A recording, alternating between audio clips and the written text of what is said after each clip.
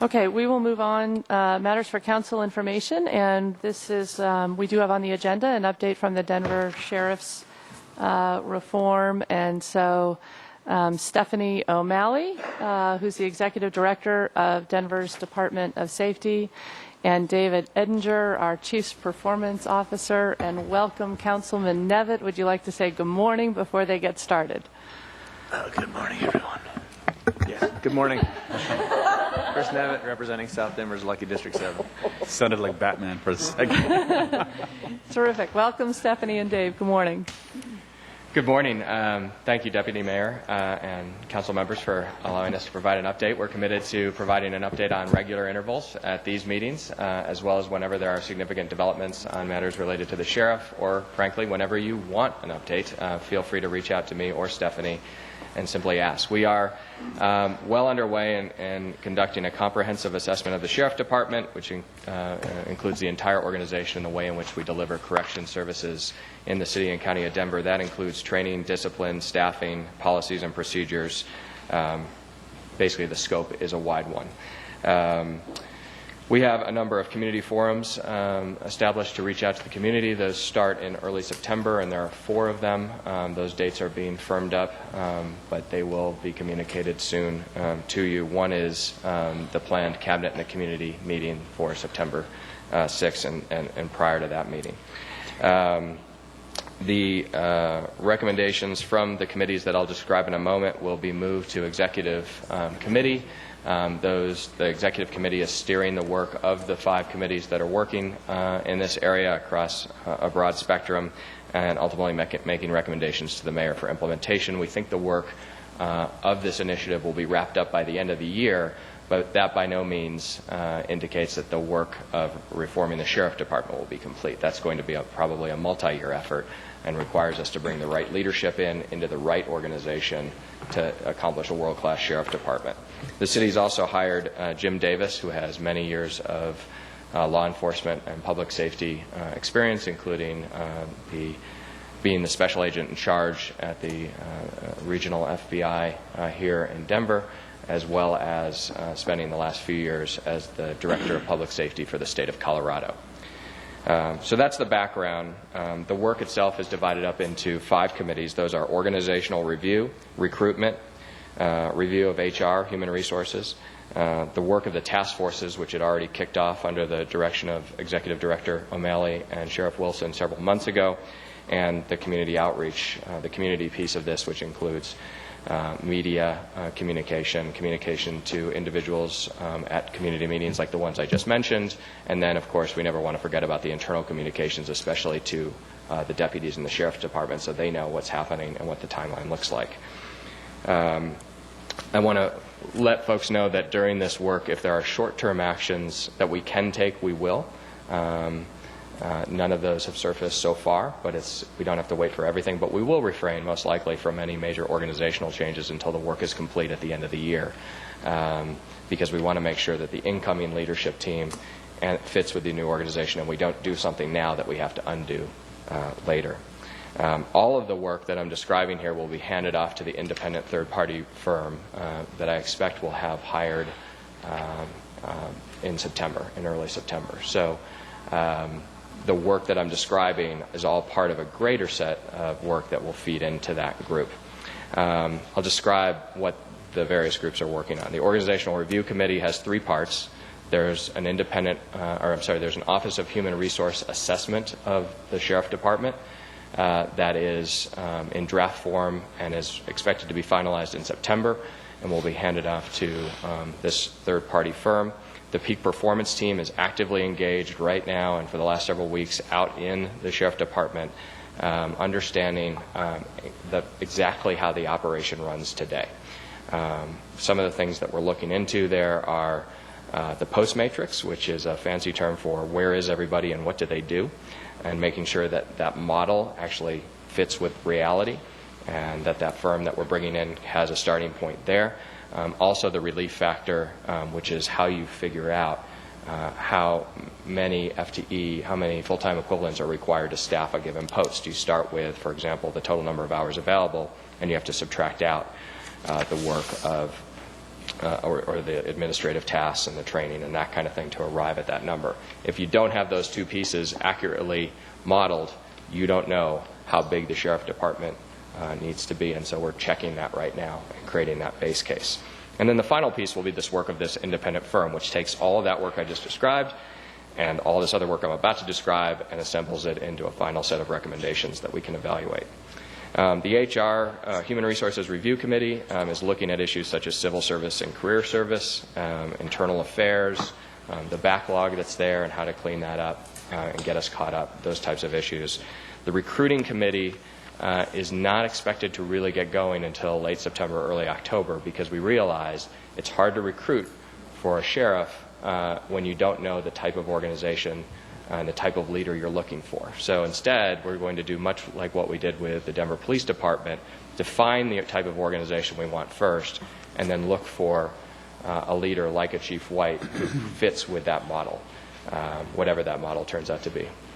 Should I stop for questions? Can you just clarify if we were going to be having any recruit classes this year? And tied to that is, do we anticipate how many retirements we're going to have so that we don't find ourselves being shorter staffed than what we want while you're looking at what those needs are? Yes, our attrition rate at the Sheriff Department is about 5 to 6 per month. 60 per year or so, 60 to 70 per year or so, and there are 2 classes planned for this year, a total of 50 new, I believe, recruits, executive. Correct. Yes. Okay. Are you ready for questions? I was going to let you complete and then take questions. We have a lot more material. Not about. Why don't you go ahead and go through your material, and then we can take questions. Okay. The task forces are reporting out to each other in an internal meeting this Thursday. 3 of the 4 task forces will be reporting out their initial findings and checking for overlap and any duplication of effort. The task forces, the one task force that's not reporting out this week in that meeting is discipline, but we expect that work to be wrapping up in September and again being handed off to this independent firm. The final piece is the community team, which I won't dive into much detail here, but already mentioned that they have 3 components on that. Governance. From a governance perspective, I mentioned that we have an executive steering committee that is guiding the work of the committees itself, as well as reporting up to the mayor. We got a lot of feedback about the composition of that steering committee and wanted to add, in particular, more law enforcement and more community to that. In addition to adding, and there was actually a lot of very good feedback related to why isn't the independent monitor involved. So the independent monitor has been added to that executive steering committee and is involved in the work, in particular the work of the organizational review and the human resource committees.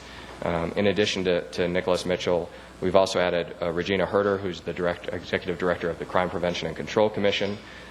Joe Sandoval, Professor Joe Sandoval, who's a professor of criminal matters at Metro State, the Reverend William Golson, who is the leader of the Greater Denver Metro Ministerial Alliance, and Rosemary Rodriguez, who has both a history with being on city council, but also has worked on several matters related to criminal justice in the past. And so while the work of the reformers, the internal reformers that we had on the team continues, they're going to be supplanting several of the members of that committee and creating a more balanced internal and external team from a governance perspective. And with that, I'll turn it over to Stephanie to talk about the task force work. Yes, I just wanted to follow up. Dave mentioned the task force that have been convened since April. Just want to share a little bit of the work and where we are with those task force. As he mentioned, there were 4 task groups that were convened, including a policy and procedure task force. This particular task force took a hard look at a host of existing policies and procedures within the Denver Sheriff's Department, perhaps that need revisiting, amending, revising, either in a small or in a material way. For example, we took a look at some of the taser policies that are currently existing inside the facility, excited delirium policies. We took a look at the inmate handbook that is provided to each and every inmate once they're incarcerated inside the facilities. And we took a look at the use of force policies in that particular subgroup. The training task force conducted a review of training policies and procedures to determine if those procedures are effective at this moment in time inside of the Denver Sheriff's Department.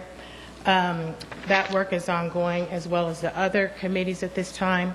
The Staff Wellbeing Task Force, of course, took a look at ways to increase the physical and mental health of the deputy sheriffs inside the Denver Sheriff's Department. It's been of huge concern internally and by citizens, of course. We took a look at both the uniformed personnel and civilian employees in that conversation. And then the Discipline Task Force. That's the task force that still has work to do because of the nature of the conversations that are existing inside that particular task force, particularly as it relates to use of force policies.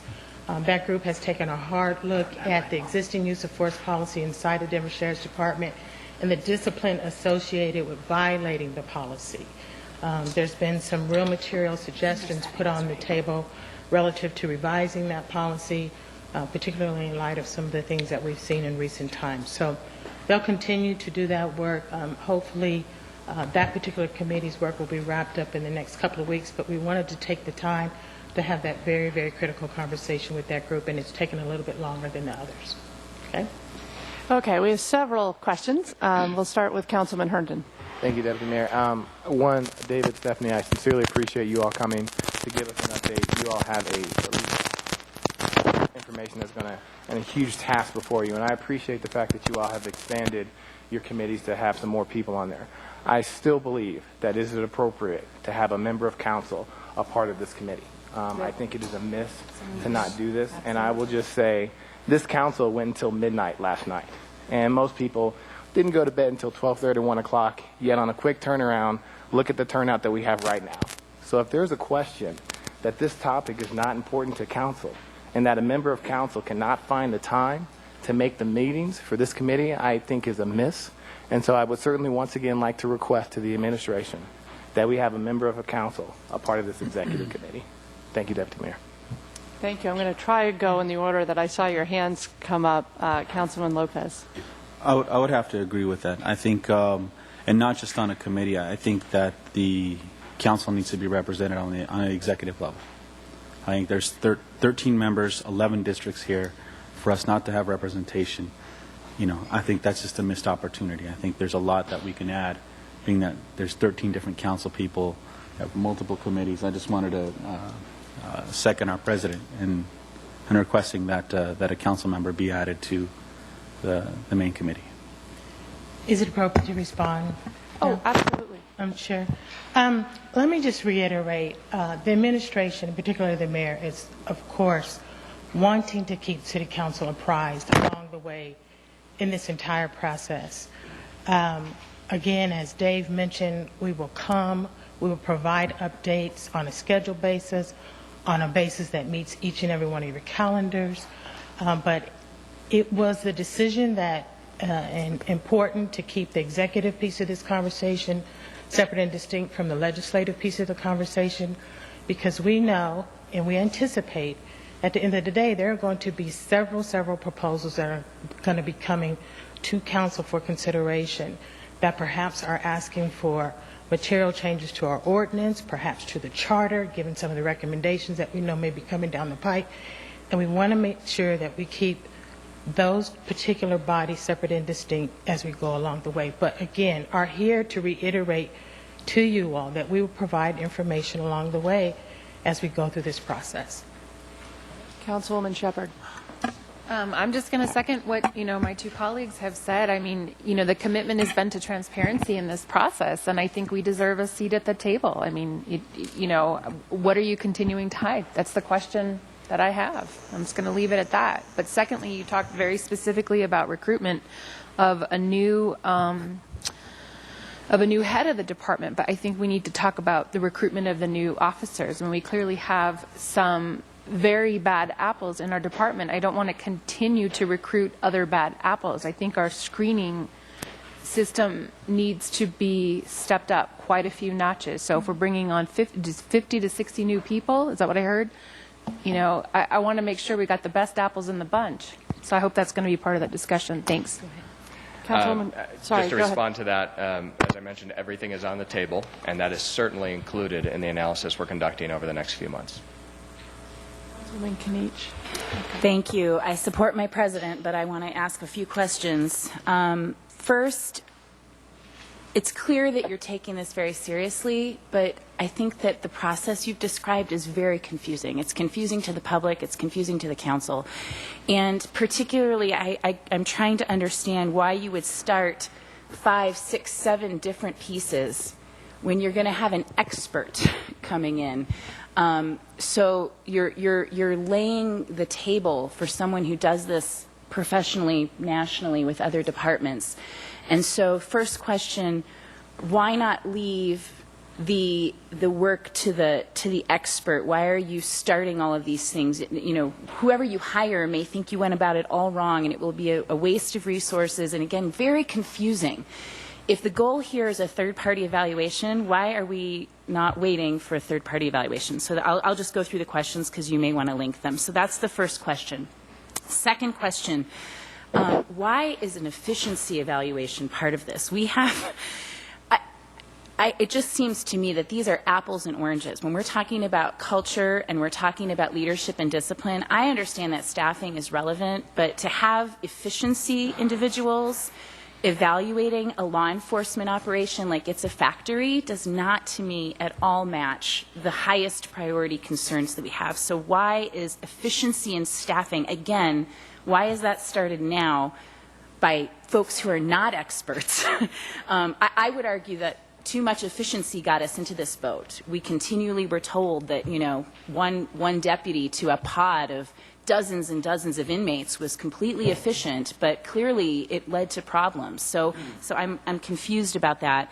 And lastly, I just would like you to address the role of the independent monitor. Again, very confusing for the public about what exactly we are allowing the leader who we appointed to do this independent work for the city, where he's involved. So, thank you.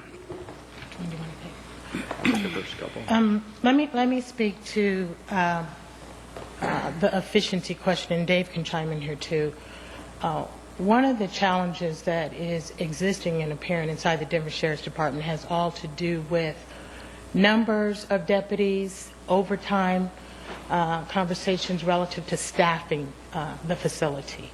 And so the efficiency portion of our work is driven to try and understand how best that we can staff our facilities so that, one, we create an environment that is safe and secure for both the inmates and the deputies and the civilians that work there, and also understand moving forward what are the needs relative to maintaining a presence inside of the facility that doesn't allow for the type of things that we've recently seen played out into the public. So we do believe that the efficiency question is an important one, and one that we would like to deliver information to this third-party partner of ours so that they too, in their work, have an understanding of that piece of our challenge. And I would just, to get back to your first question, Councilwoman, why do the work now when we believe that, when we know we're bringing in an independent party? Well, one is we already had some of the work underway. The task force work was underway, and that's work that we believe we should be doing. When it comes to the actual, what you call the efficiency work, it's not, I may have mischaracterized it, it's not so much process efficiency or technological innovation or any of that kind of thing. It's just trying to get an understanding of what is the current state of the Sheriff Department so that we understand what's driving things like overtime. It's frankly work we're doing all over the city and should be doing as a regular course of good operations. But to your point, the independent, we're looking forward to having the independent party review and critique the work we're doing and perhaps point to us in better ways or disregard it entirely if it's not of use to them. It's important that we, for the budgeting process, have that work done anyway.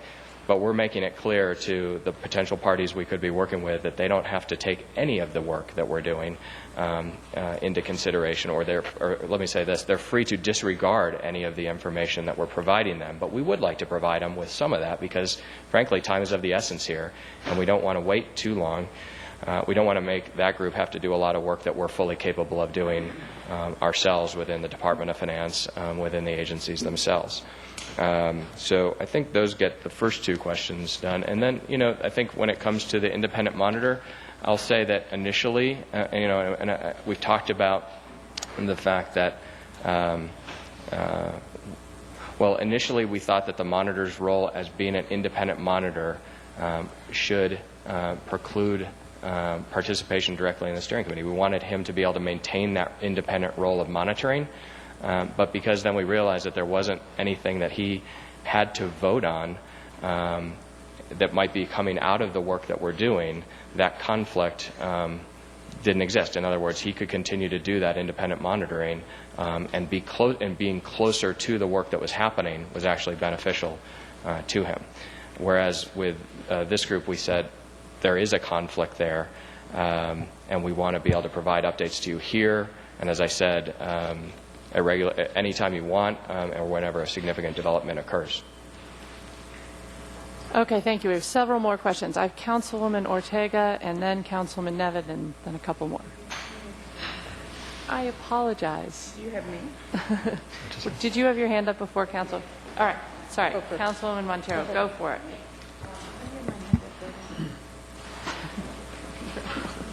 Go ahead. I'm not doing my job very well down here. Councilwoman Montero, go ahead.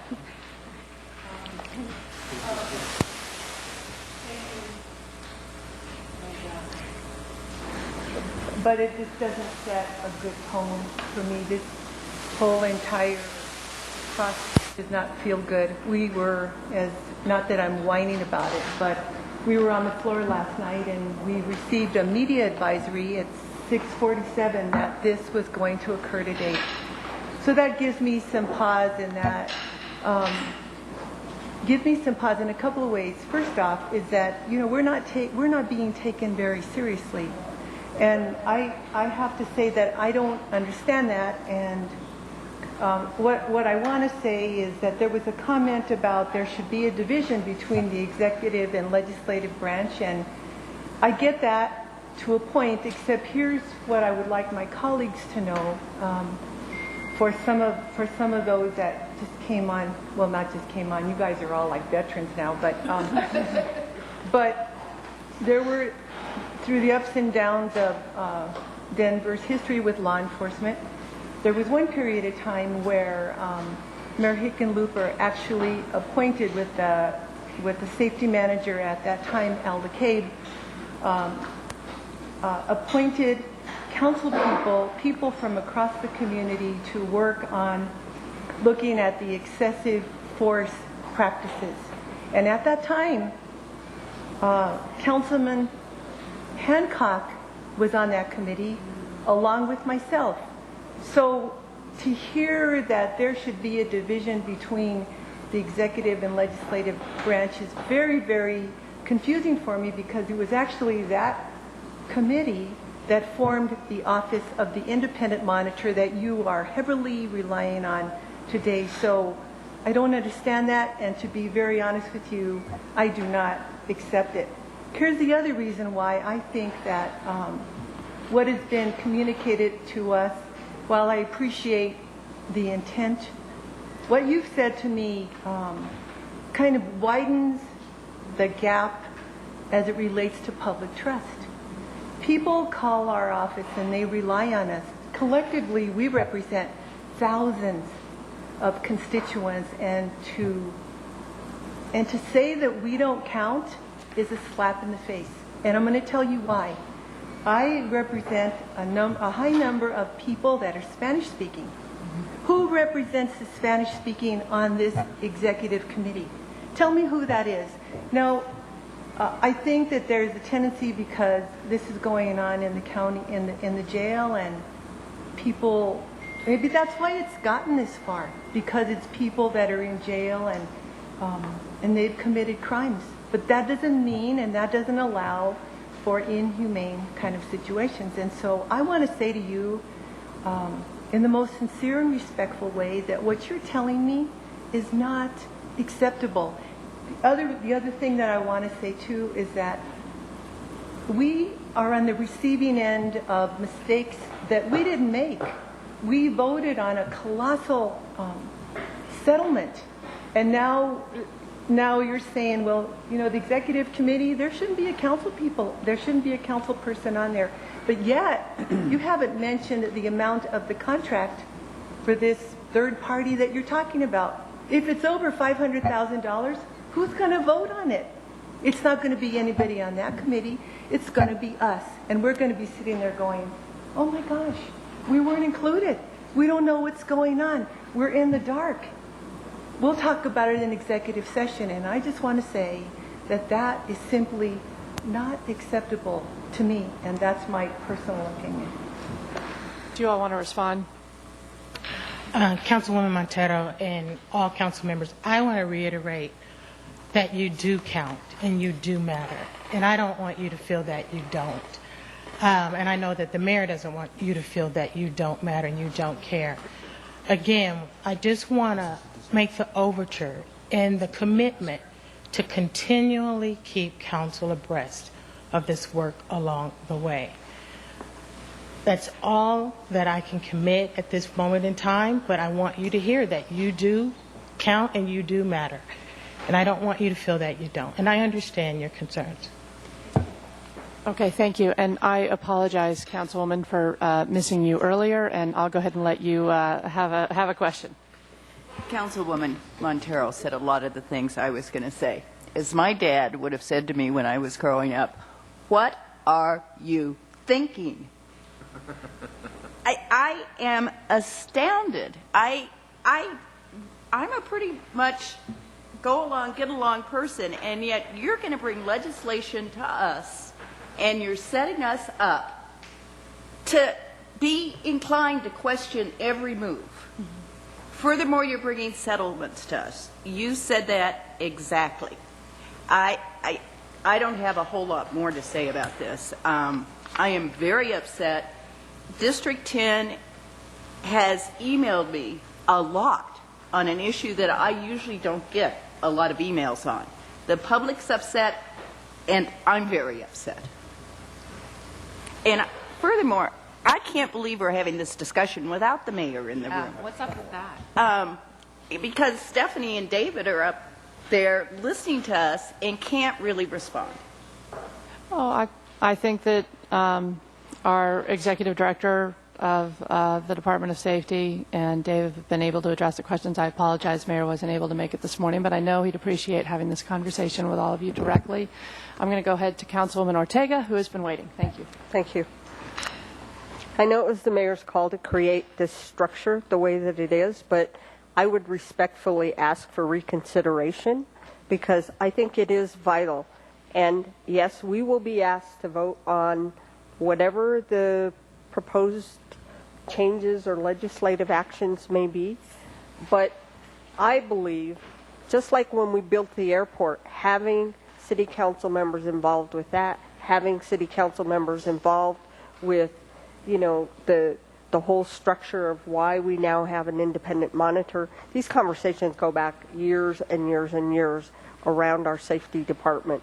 And council has always had a seat at the table. I mean, some of these processes were started by city council, not by the administration.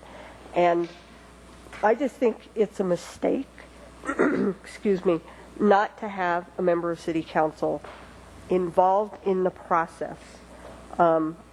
I appreciate the overture to keep us updated, but you know, we all get the communication from our constituents, and I think there's always a different perspective that different people at the table bring. And by having a member of city council as part of the process, I just think that if you identify things that need to be moved through the legislative process early on, as you indicated, you may implement some things in the middle of the process. It's going to make it that much easier if you've got a council person involved in the process who can keep us abreast. And frankly, I think to discount that participation really lacks confidence in the process. I mean, you're pretty much hearing folks sitting here expressing the same sentiment, and to discount that input is totally unacceptable. Okay, so I think we've heard this concern loud and clear. I think there will be further conversation and discussion. Certainly all of you will have an opportunity to speak with the mayor about it. So I'm going to hold, unless folks have other questions, I think this conversation, this topic's been covered pretty thoroughly. Not for me, it hasn't. If folks have No. other... No. I have a question. I'm on the list. My hand was up before his. All right. All right. I please urge you, we do have other things on the agenda. We are running out of time, and I think this topic has been covered pretty thoroughly, so if you have something to add. I'm not diminishing it at all. I'm only saying that we've spent about 15 minutes. And let me talk. Okay. I have Councilman Nevitt ahead of you, Councilman, so I apologize. He had his hand up a long time ago. Go ahead, Chris. They can end the meeting and we'll call a new meeting. Thank you. I do have a substantive question, but as is the privilege of City Council, I will continue to pile on with my colleagues, although perhaps in a slightly different way. My colleagues have said you're not taking City Council sufficiently seriously. I think you actually might be taking City Council too seriously, in that you're making this sharp separation between the executive branch and executive powers and executive functions, and the legislative branch and legislative powers and legislative functions. I understand, I get the dilemma that you face with respect to including the legislative branch in this executive function. I understand that dilemma, but it is a dilemma. There's two propositions here, and I think you lose much more that's important by failing to have a member of City Council as part of this process. And I think you gain a whole lot more by having a member of City Council as part of this process. And frankly, that division is not absolute. One of the most important legislative enterprises we ever engaged in this city, the rezoning of the entire city and county of Denver, had deep council participation at every level. I participated in the G2 process. I chaired one of the committees. In fact, the committee I chaired was the safety. So that wasn't just a legislative matter. That was actually a charter change. And yet I was actually the chair of the committee that brought those recommendations forward. So I think I understand, why you have that division in your head and that you're trying to keep those two functions separate, but I don't think that's been necessarily the case in the past. There's plenty of precedent for council participation, and I think you gain a whole lot more by having council as part of this process than leaving council out, even if for only to stop us from whining about it. The substantive question that I have, however, has to do with the structure of the jail itself.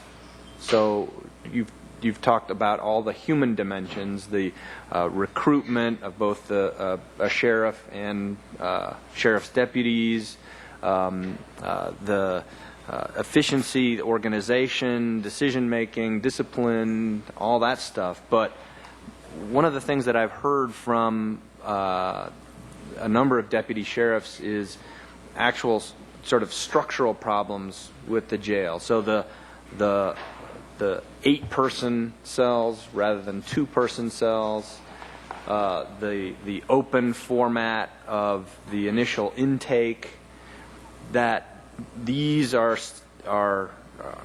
ways in which the jail is physically organized that create uncertainty, create tension, create problems for the deputies in charge, and this is already a very high-stress business, and so you can take, good people with the best of intentions, put them under a lot of stress, and sometimes they snap. So I hope that that dimension of the problem is part of your analysis. It is. Great. Thank you, Thank you. Councilman.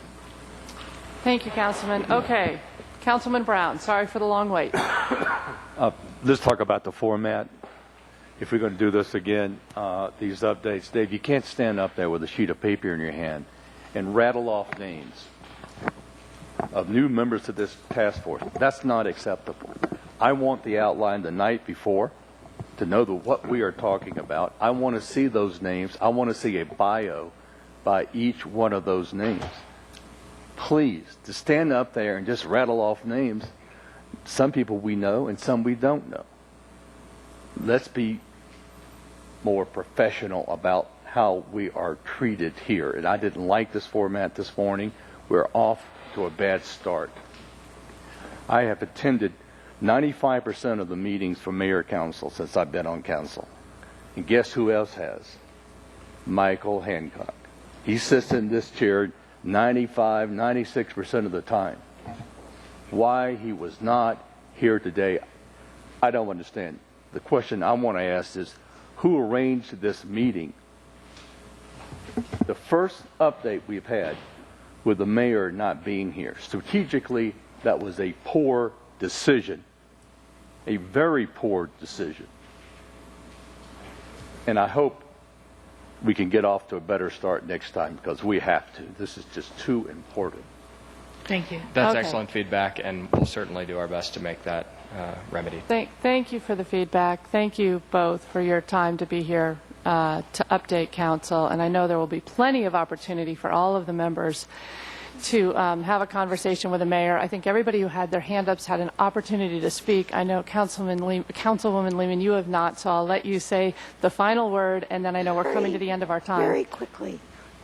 We are the as was mentioned before, we are the key between the executive and the community. We are the ones who hear what is being said. I think that's a very important piece of this. We appreciate that. Thank you all for your input. Thank you for being here this evening. I think we're going to go ahead and table the rest of the agenda, just in the interest of time. We're right up on 10:30. So we'll go ahead and postpone the work that we were going to do in executive session for the next meeting. So thank you all. This is a disaster.